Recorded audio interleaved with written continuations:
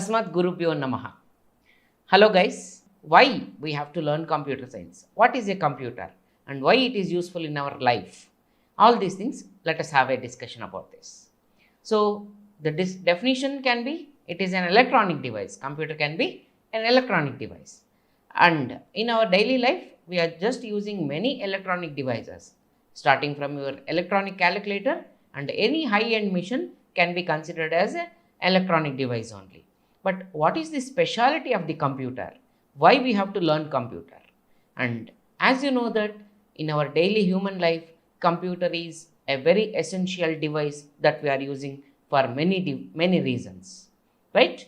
So computer is basically a data processing device, right? And before this, we just see what is data. Data is nothing but collection of facts and figures, and when we make it as meaningful, it becomes an information. And this processing of data is done with the help of computer, right? So as we know that in many areas, the applications of computers are working, right? That means in each and every part of our human life, we are just making use of an electronic device called as computer. Okay, so let us have a brief look into why we have to learn computer science. So computer science, it is a very essential device in our daily life for many reasons. And as I told you, it just processes the data. That means the raw facts are being processed into a meaningful information, which will give you information about the facts what we have collected. And it is, as I told you, again I am repeatedly telling, it is a very essential device in our daily life. Computer science is explored and challenged by humans daily because the development of the computer science technology is in such a way that today's technology is changing tomorrow in a different manner. In such way, the computer science technology is growing, and that is why it has become a very important essential device in our life. And let us see what is the history of computer, what is the first computer, and what is the first who developed the computer device, and who is the first female programming language and programmer. Okay, all these things, let us have a brief look into this. So the first computer in 1613, okay, in the book The Young Man's Gleaning by Richard Bradley, and originally described a human who performed a calculations for computations. So as usual, computer at present generation, it performs millions of instructions are being calculated with the help of computer. But initially, it just used to perform addition, multiplication. These are the two operations that could perform initially by the computer. And the person called as Charles Babbage is called as father of computer, right? So the first computer was created in the year 1822, and the device Z1 was created by German Konrad Zuse in his parents living from between 1936 to 1938, right? So that is how the computer era started, right? The father of computer is Charles Babbage, and the first computer can be, it is Z1, and the first electronic computer, it is called as a Turing machine. We just name it as, because the machine was named in memory of Alan Turing, who has given introduction to the computer, right? So the Turing machine was the first processed by the person called as Alan Turing in 1936. It has become the foundation for the theories of computer, right? So the Colossus was the first electronic programmable computer, and it was developed by Tommy Flowers and was the first demonstrated in the year December 1943, right? So the ABC was the electrical computer used, and the device, the component called as vacuum tube was the component that was mainly used in this particular computer. And binary mathematics, Boolean logic, okay, was performed in this particular computer. Binary mathematics means binary language, that is zeros and ones language is being used over here, and Boolean logic means just true and false or the two concepts that were used in this particular computer. And this computer doesn't have a CPU. The vacuum tube was the main component that was used in this particular computer, right? So later on, coming based on the generations that has the development, the computer has changed to different things. It was, if you consider the generations, first generation, the component used was vacuum tube, second generation, third generation, fourth generation, and fifth generation. Presently, we are in fifth generation, and as the development happens in computer, different types of components have been used, and the features of computer is also changed, right? So, first computer company, the first computer company was Electronic Controls Company. It was found in 1949 in the year, right? So, this is the first computer company that I can tell, right? And MIT introduces a mission on March 8, 1955, a revolutionary computer, and it was the first digital computer with magnetic core RAM. So, RAM is nothing but it is a main memory device that is used to store data and instructions, and in this RAM, magnetic material is used to store the data, right? So, this is first computer company and first electronic machine with RAM. Then microprocessor. So, as I told you, every generation has its own speciality, and each generation is given with a special component that is used in this particular generation. As I mentioned you, first generation computer used vacuum tubes, second generation transistors, third generation integrated circuits. When it comes to fourth generations, a collection of integrated circuits has become a single device called as microprocessor, and the microprocessor is the device or the main component that is used in fourth generation, and we are completely into fourth generation and into fifth generation now, right? So students, I have a clarification here. You have been seen i7 processor, i5 processor, i9 processor, i11 processor. These are the processor generations what we are discussing. I was telling about the computer generations, and we are completely into fourth generation, and we are moving ahead in fifth generation now. So based on this, artificial intelligence technology is mainly used in fifth generation, and fourth generation component is microprocessor. And microprocessor, Intel is the main company that produces microprocessors. Apart from Intel, AMD, Motorola, and many more companies producing microprocessors.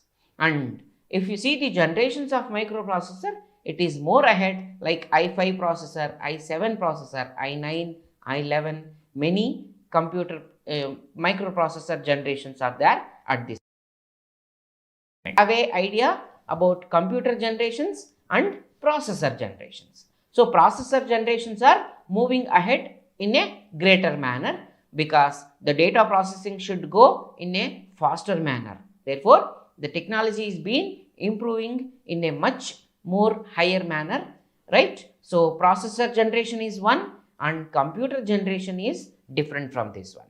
So computer generation, we are completely into fourth generation and partially are implementing fifth generation at this process, right? So the first microprocessor is Intel 4004. As I told you, Intel is the major company that produces microprocessors, and apart from Intel, there are many more companies also producing microprocessors. And 1971 is the year which was we got the first Intel microprocessor named as 4004. After this, there are many versions: 8008, 8080, 80286, 80386, 80486. Then coming to the processor called as Pentium 1, Pentium 2, Pentium 3, Pentium 4, and then dual core processors have been introduced, and at present we have got many Intel processors that includes i5 processor with different generations, i7 processor with different generations, which gives you more processing speed and makes the computer more faster than the previous generation computers, right? So this is the first microprocessor that we have, and let us move on to the application areas.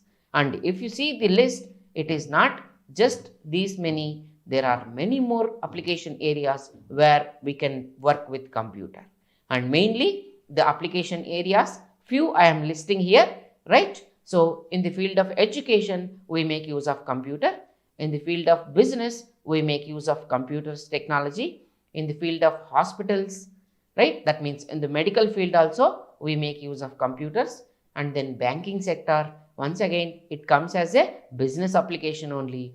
Then if you see the government offices, all the government offices have been computerized at this time. And in our home also we make use of computers for different reasons, and in case of marketing also we just make use of computers. And if you elaborate each and every concept here, right? So scientific field we just make use of computers for research and analysis, right? And scientific means in case of medical field also we use, in case of physical science, chemical science, where not, every field we just make use of computers, right? In business, to make different applications and to process the data, to process a large volume of data. In case of business, if you see the online marketing is the main, online business is the main thing at this point of time, we just make use of computers along with the internet technology. In hospitals also we make use of computers for diagnosing the diseases and a simulation of operations, or for many reasons, for research, all these reasons we use computers in field of hospitals. And when it comes to banking sector, it has grown like anything, I can say this, because initially banking was happening with the help of a hard copy devices, ledger books, all such things. But at this point of time, a banking applications have been developed, and everywhere computerized banking and internet banking facilities are being done. So earlier, if you want to fill your passbook, you just go to bank and manually they were used to enter the transactions into the book. But at this point of time, without human interaction, a just computer is able to print all your transactions into your passbook. And from one point of time to one point of time, you can just transfer the money or receive the money and perform different banking transactions. So such a larger way, computers has made the banking sector very famous, right? So this is about banking sector. And if you come to government offices, so almost all the government officials making use of the computer technology to make the work very quick, right? So if you see all these things, where not, everywhere we are just making use of computers. And if you use computers in our home for learning purpose, you can use, or if you are doing a private business, even that can be done. And if you are communicating to your near and dears who are staying away from you by sending a mail or chatting with the people, we just make use of these technologies in our home also. And in case of marketing, right, an online business is one technology that we are using for here for marketing different products which we are producing or which we are owning, or where we are having a business. For all, just make use of computer science. So these are some of the limited areas that I am quoting here for the uses of computers. And where not, everywhere, if you go to some small hotel, they will be having a small computer machine. If you go to a bus, they will just issue the tickets with the help of a small device. We just call it as, right, a small computer only, right? If they want to generate a electricity bill, they just generate this electricity bill using a small computer only, right? So what not and where not, in every point of time in our human life, we just make use of computer science, right? So now it is time to learn the things, and because in whichever the field you are going to uh, give your life or make your career, it is just need to learn computer science, right? So if you are going to business, or if you are going to commerce, or if you are going to scientific applications, or if you are going to medical field, or if you are going to your own business, so in every area the need of computer is very essential.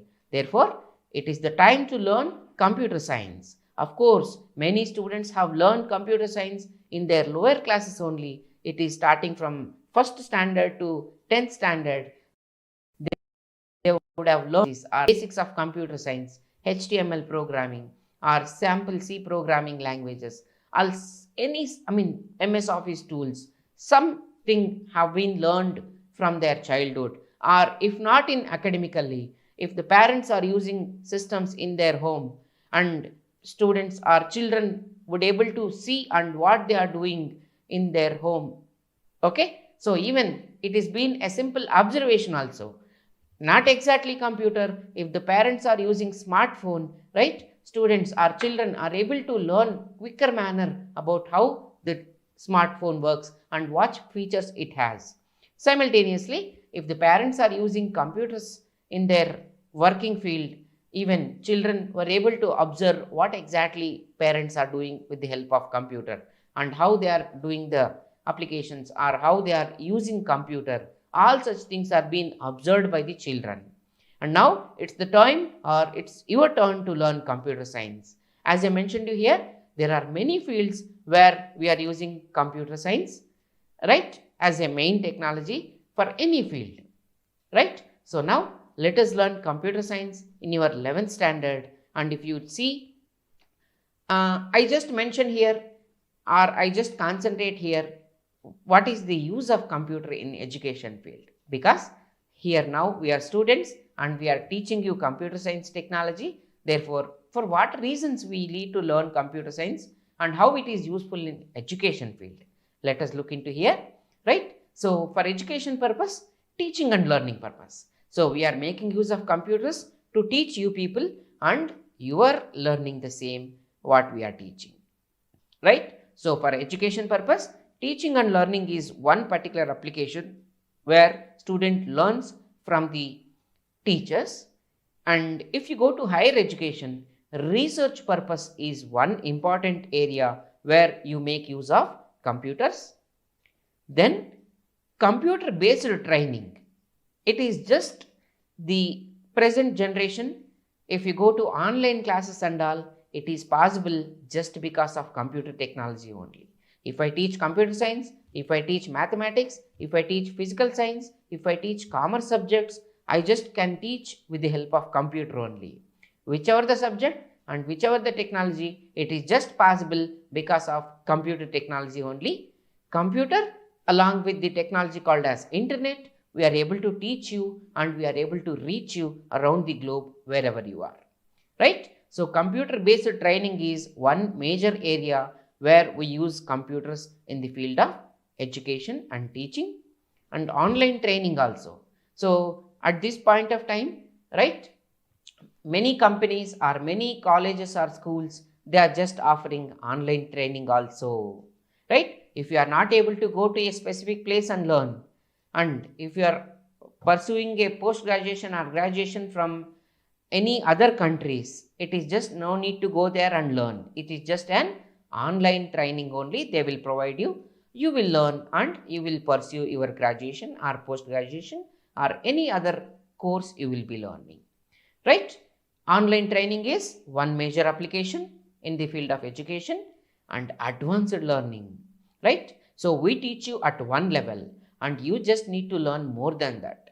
In that case, what you use, you just make use of a computer along with the technology of internet, so that you can learn anything in your life, right? So advanced learning is possible with teacher or without teacher, but computer is a very essential device along with the technology of internet, right? So I am just going to concentrate on usage of computer in the field of education because we are into this particular field. So teaching and learning is one major area where we use computer. And research purpose, if you go to your higher education, you will be requiring a computer and internet for more research things. And computer based training is one major area where we can use computers for training purpose. ICT tools are used and PowerPoint presentation tools. All such things are comes under computer training only. And online training also possible because of these computers and internet technology. And finally, advanced learning is possible. So at this point of time, many new technologies are being introduced, many technologies. So in this context, we are going to learn a simple programming language, but computer era is moved more ahead and going with 5G technology. That means artificial intelligence technology or machine learning or any other new technology is possible to anybody with the help of this advanced learning. Only thing is you need to have a important interest in learning this computer, but it is very essential in our human life, and wherever you go and whichever the job you select, it is just with the help of computer only, right? So this is how we can learn computer, and this is the exact need of the computer in our human life. And when it comes to the 11th standard computer science, what exactly we are going to learn, right? So unit 1, it just gives you the basics of computer, that is introduction to computer language. Okay, so what is a computer, what is the definition of the computer, and who developed computer, who is the first programmer, right? All such things can be given, along with what are the different generations of computers, right? What are the different generations, generation 1, generation 2, 3, 4 and 5. At present we are in 5th generation, and based on generation there is an improvement in technology based on the components what we are using, right? This we are going to learn in this chapter. Along with this one, what are the different types of computers that we have, what is the classification of computer, how it is being classified, right? And more importantly, what is the architecture of the computer. That means we are going to learn about block diagram of the computer. So what is a computer? What the components that the computer has? It consisting of input device, it consisting of output devices, and it consisting of the most important central processing unit. So where data is going to be processed over here, and this is called as the heart of the computer. CPU is called as the heart of the computer, right? And all these things we are going to learn in this particular chapter, right? Moving to the next one, we just wanted to know about the input output devices of the computer. So input output devices, what is exactly input device? So input device is used to provide input to the computer. That means I mentioned you, computer is a data processing device. So that means from where we are providing the data to the computer. So input devices are the main devices that are used to provide data to the computer machine, and the data is being processed over here, and once the processed data, it has to be displayed for user purpose. So in this case, what will happen? Output devices are helpful for producing the output to the user purpose. So we just discuss about different input devices, right? And different output devices. Along with that one, memory concepts are also discussed here.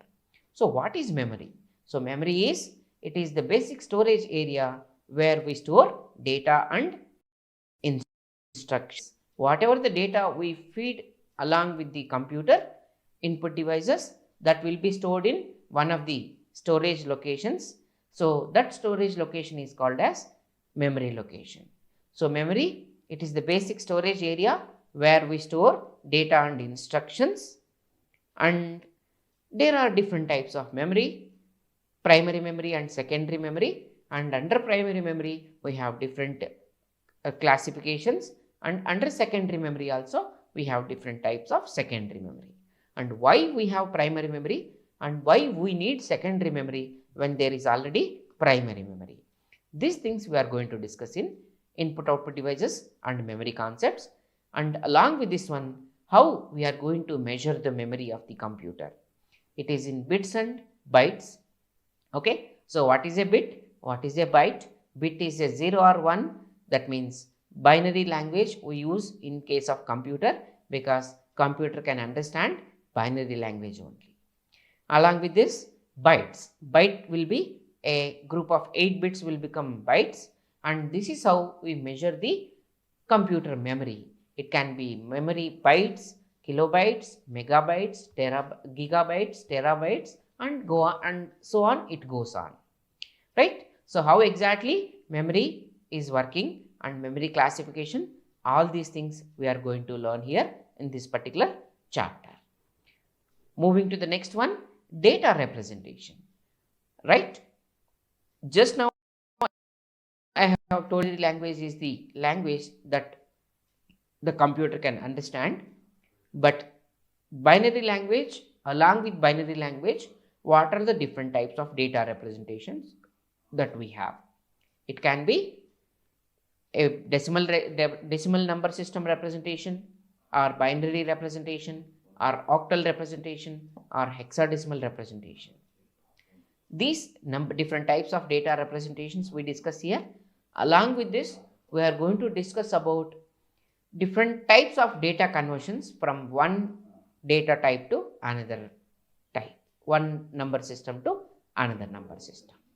Along with this, we just have different types of other type of representation that includes ASCII representation. ASCII stands for American Standard Code for Information Interchange, and it is a 7-bit representation. Once again, 7 bits are used to represent this ASCII. Next one is EBCDIC. EBCDIC is a 8-bit representation. This is one more important representation. Along with this one, we have 8421 code, we have 2421 code, we have gray code, we have XS3 code. So different types of data representations where we can store data into the computer, and along with that one, different binary operations we can perform on the data, because computer can understand binary data only. Therefore, we can perform different operations on binary data that includes binary addition, binary subtraction, right? Ones complement, twos complement, and subtraction using ones complement and twos complement. All such important concepts we discuss in this particular chapter. Bytes, and this is how we measure the computer memory. It can be memory bytes, kilobytes, megabytes, gigabytes, terabytes, and go on and so on. It goes on, right? So how exactly memory is working and memory classification, all these things we are going to learn here in this particular chapter. Moving to the next one, data representation, right? Just now I have told you binary language is the language that the computer can understand, but binary language, along with binary language, what are the different types of data representations that we have? It can be a decimal number system representation, or binary representation, or octal representation, or hexadecimal representation. These different types of data representations we discuss here. Along with this, we are going to discuss about different types of data conversions from one data type to another type, one number system to another number system. Along with this, we just have different types of other type of representation that includes ASCII representation. ASCII stands for American Standard Code for Information Interchange, and it is a 7-bit representation. Once again, 7 bits are used to represent this ASCII. Next one is EBCDIC. EBCDIC is a 8-bit representation. This is one more important representation.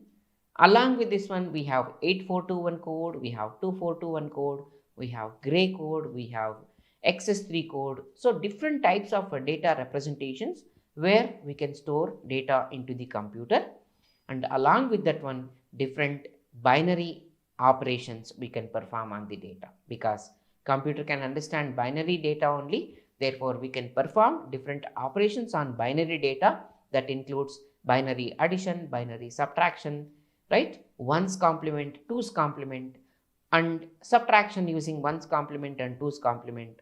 All such important concepts we discuss in this particular chapter.